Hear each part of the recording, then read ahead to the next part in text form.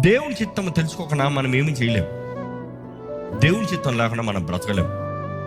దేవుడు ప్రతి ఒక్కరికి వ్యక్తిగతంగా చిత్తం కలిగి ఉన్నాడు. ఆయన చిత్తము నీకు బయలుపరచాలని ఆశపడుతున్నాడు. బైబిల్ చూసేటప్పుడు దేవుడు ఎవరిని పిలుచుకున్నప్పుడు కూడా వారితో ఆయన చిత్తాన్ని తెలియజేస్తున్నాడు. చిత్తము తెలియజేయకుండా వాడబడటం లేదు. Till you know the will of God in your life, you cannot be used by God. ఇక్కడ ఎంతమందికి దేవుని ద్వారా వాడబడాలని ఆశ ఉందంటే అందరూ అంటారు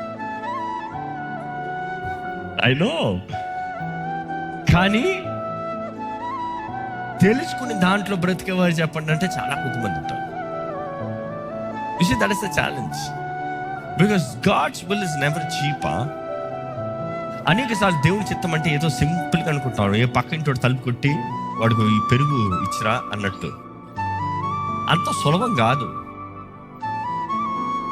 దేవుని చిత్తం చూసినప్పుడు ఎప్పుడు ఘనమైందండి. అండ్ సిద్ధపాటు లేని వారికి దేవుడు తెలియజేయడు.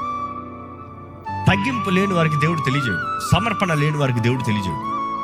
God's will is great and his plans are great. His purpose is great and his divine nature మనలో కలగాలని, క్రీస్తు యేసుకు కలిగిన మనసు మనము కలిగి ఆ వాకు తగినట్టుగా మనము జీవించాలనేది దేవుడు ఆశపడుతున్నాడు.